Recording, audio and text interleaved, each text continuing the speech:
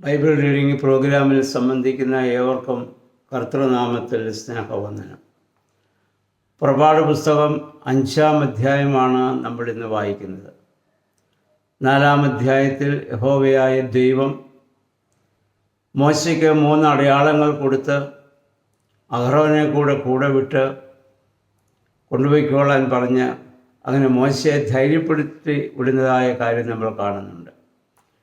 5-ാം അധ്യായത്തിൽ നമ്മളിന്ന് കാണുന്നത് ദൈവത്താൽ അയക്കപ്പെട്ട മോശയും അഹ്റോനും ചെന്ന് ഫറവോ രാജാവിനെ കാണുന്നതാണ്. ഫറവോ രാജാവിനോട് അവർ ചെന്ന് പറഞ്ഞു, ഞങ്ങളുടെ ജനത്തെ 3 ദിവസത്തേക്ക് നീ വിടണം. അവർ 3 ദിവസം യാത്ര ചെയ്ത് മരുഭൂമിയിൽ ചെന്ന് ഞങ്ങളുടെ ദൈവത്തെ ഞങ്ങൾക്ക് ആരാധിക്കണം, യഹോവയായ ദൈവത്തെ ഞങ്ങൾക്ക് ആരാധിക്കണമെന്ന് പറഞ്ഞപ്പോൾ ഫറവോ രാജാവ് പറയുന്നു, ആരാണ് യഹോവയായ ദൈവം? ഫറവോയെ സംബന്ധിച്ചിടത്തോളം യഹോവയായ ദൈവത്തിൽ അദ്ദേഹം വിശ്വസിക്കുന്ന ആളല്ലല്ലോ. അതുകൊണ്ടാണ് അദ്ദേഹം ചോദിച്ചത്, ആരാണ് യഹോവയായ ദൈവം? നിങ്ങൾ ജോലി ചെയ്യാതിരിക്കുന്നതിന് വേണ്ടി, ഈ ജനത്തെ മടുപ്പിക്കുന്നതിന് വേണ്ടി നിങ്ങൾ വന്നിരിക്കുകയാണ് എന്ന് പറഞ്ഞ ഫറവോ രാജാവ് അവരോട് ദേഷ്യപ്പെടുകയാണ്. അവർ പറഞ്ഞു, ഞങ്ങൾക്ക് ദൈവത്തെ ആരാധിക്കുവാൻ നീ അനുവദിക്കണം, 3 ദിവസത്തേക്ക് ഞങ്ങളുടെ ജനത്തെ നീ വിട്ടയക്കണം. പക്ഷേ രാജാവ് അതിന് സമ്മതിക്കുന്നില്ല. അതിന് പകരം അദ്ദേഹം എന്ത് ചെയ്തു എന്ന് നമ്മൾ വായിക്കുന്നു. ജനത്തിൻ്റെ മേലുള്ള ആ പീഡനം കുറേ കൂടി ശക്തമാക്കി. എന്നിട്ട് അദ്ദേഹം അവിടെയുള്ള മേലധികാരികളോട് പറയുന്നു, നാളെ മുതൽ ഇഷ്ടിക ചുടുവാനുള്ള വൈക്കോൽ അവർക്ക് കൊടുക്കേണ്ട, അതും അവർ കണ്ടെത്തട്ടെ. ഇതിനു മുൻപ് കളിമണ്ണ് കുഴച്ച് അവർ ഇഷ്ടിക ഉണ്ടാക്കിയാൽ മതിയായിരുന്നു. ഇപ്പോൾ പറയുന്നു അത് മാത്രം പോരാ, അത് ചുട്ടെടുക്കുവാനുള്ള വൈക്കോൽ കൂടി അവർ കണ്ടെത്തട്ടെ. ഇപ്പോൾ ജനത്തിന് ഇരട്ടി പീഡ കൊടുക്കുകയാണ്. അപ്പോൾ ജനം പിറ്റേ ദിവസം അവർ വൈക്കോൽ ശേഖരിക്കാൻ വേണ്ടി പോവുകയാണ്. വൈക്കോൽ ശേഖരിച്ച് തിരിച്ചു വന്നപ്പോൾ ഓരോ ദിവസവും ഇത്ര ഇഷ്ടിക ചുടണമെന്നുള്ള നിയമമുണ്ട്. അവർക്കത് ചുടാൻ സാധിച്ചില്ല. അതെന്തുകൊണ്ട് ചുട്ടില്ല എന്ന് ചോദിച്ചപ്പോൾ അവർ പറഞ്ഞു, ഞങ്ങൾക്ക് നേരത്തെ വൈക്കോൽ തന്നിരുന്നു, വൈക്കോൽ ശേഖരിക്കാൻ പോയതാണ്. പക്ഷേ അവർ വീണ്ടും അവരെ പീഡിപ്പിച്ചു. അങ്ങനെ പീഡിപ്പിച്ചപ്പോൾ ഇസ്രായേൽ ജനത്തിൻ്റെ മേൽ അധികാരമുള്ള ഇസ്രായേൽക്കാരായ ചില മേലധികാരികളുണ്ടായിരുന്നു. അവർ ചെന്ന് ഫറവോ രാജാവോട് പറയുന്നു, രാജാവേ, നേരത്തെ ഞങ്ങൾ വൈക്കോൽ തന്നിരുന്നു, ആ വൈക്കോൽ ശേഖരിക്കാൻ ഞങ്ങൾ വൈക്കോൽ ശേഖരിക്കുന്നത് പറഞ്ഞുകൊണ്ട് പോയത് കൊണ്ടാണ് ഞങ്ങളുടെ ആളുകൾക്ക് ഇഷ്ടിക ചുടാൻ സാധിക്കാഞ്ഞത്. പക്ഷേ രാജാവ് വീണ്ടും അവരോട് കോപിക്കുകയും അവരെ കൂടുതൽ വേദനിപ്പിക്കുകയുമാണ് ചെയ്യുന്നത്.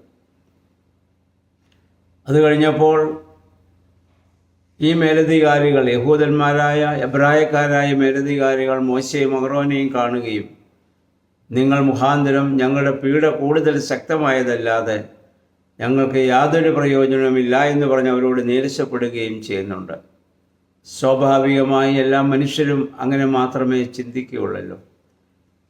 എന്നാൽ ദൈവത്തിൻ്റെ പദ്ധതി എന്തെന്ന് അവർക്കിപ്പോൾ മനസ്സിലാവില്ല. നമുക്കറിയാം, ഇഞ്ചക്ഷൻ ചെയ്യുന്നതായ ഒരു കുഞ്ഞ് പലപ്പോഴും ദേഷ്യം വരുമ്പോൾ ആ വേദന അനുഭവിക്കുന്ന സമയത്ത് ആ ഇഞ്ചക്ഷൻ ചെയ്യുന്ന നേഴ്സസിനെ ചിലപ്പം അടിക്കുകയും അവരെ ഉപദ്രവിക്കുകയൊക്കെ ചെയ്യാറുണ്ട്. പക്ഷേ കുഞ്ഞ് കുറേ പ്രായം അത് കഴിയുമ്പോഴാണ് മനസ്സിലാകുന്നത്. ആ സമയത്ത് അവനത് മനസ്സിലാവുകയില്ല. കുറേ കഴിയുമ്പോൾ മനസ്സിലാകും, എൻ്റെ രോഗശമനത്തിന് വേണ്ടിയാണ് എന്നെ വേദനിപ്പിച്ചതെന്ന്. അപ്പോൾ മാത്രമേ നമുക്കത് മനസ്സിലാവുകയുള്ളൂ. നമ്മളൊക്കെ സ്കൂളിൽ പഠിച്ചിരുന്ന കാലത്ത് നമ്മളെ ശിക്ഷിക്കുകയും ശാസിക്കുകയും ചെയ്ത അധ്യാപകരെയൊക്കെ നമ്മൾ വളരെയേറെ വെറുത്തിരുന്നു. ഈവൻ മാതാപിതാക്കൾ പോലും നമ്മളെ ശിക്ഷിക്കുകയും ശാസിക്കുകയും ചെയ്യുമ്പോൾ നമ്മൾ അവരെ ഒരു പരിധി വരെ നാം വെറുത്തിരുന്നവരാണ്. പിന്നീട് നമുക്ക് മനസ്സിലായല്ലോ, അവരാണ് വാസ്തവത്തിൽ നമ്മളെ സ്നേഹിച്ചതെന്ന്. അപ്പം ദൈവികമായ പദ്ധതി അതെന്തായിരുന്നാലും അതിനോട് വിധേയപ്പെടുക എന്നുള്ളത് മാത്രമാണ് നമുക്ക് അഭികാമ്യമായിട്ടുള്ളത്. അപ്പം അതുകൊണ്ട് ഈ ഇസ്രായേൽ ജനത്തെ ഇവിടെ ഇങ്ങനെ ഒരു പീഡ അനുഭവിക്കുമ്പോൾ മോശ ദൈവത്തോട് വലിയൊരു പരിഭവം ഇവിടെ പറയുന്നുണ്ട്.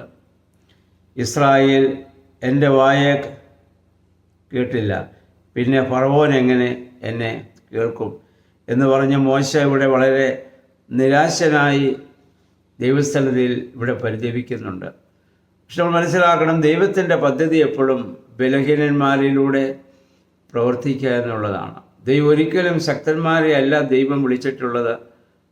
പുതിയ നിയമത്തിലും പഴയ നിയമത്തിലും ഒക്കെ നമുക്ക് കാണാം, മനുഷ്യരാൽ തള്ളപ്പെടുകയും ബലഹീനരായി കാണപ്പെടുകയും ചെയ്യുന്നവരിലൂടെയാണ് ദൈവം അത്ഭുതങ്ങളെ പ്രവർത്തിക്കുന്നത്. ആ ദൈവകരങ്ങളിൽ നമ്മെ തന്നെ പൂർണ്ണമായി സമർപ്പിക്കുവാൻ നമുക്കിടയായിട്ട് തീരണം. ഇനി മുന്നോട്ട് ചെല്ലുമ്പോൾ മോശയിലൂടെ ദൈവം ഇനി അത്ഭുതങ്ങളെ പ്രവർത്തിക്കും നമുക്ക് കാണാൻ പറ്റും. ആ ദൈവകരങ്ങളിൽ നമ്മെ തന്നെ പൂർണ്ണമായി സമർപ്പിക്കുവാൻ സർവശക്തനായ ദൈവം നമ്മെ സഹായിക്കട്ടെ. ആ പരിശുദ്ധാത്മാവിന് വിധേയമായിട്ട് നമുക്ക് ജീവിക്കാം. ദൈവം അതിന് നമ്മെ സഹായിക്കുമാറാകട്ടെ.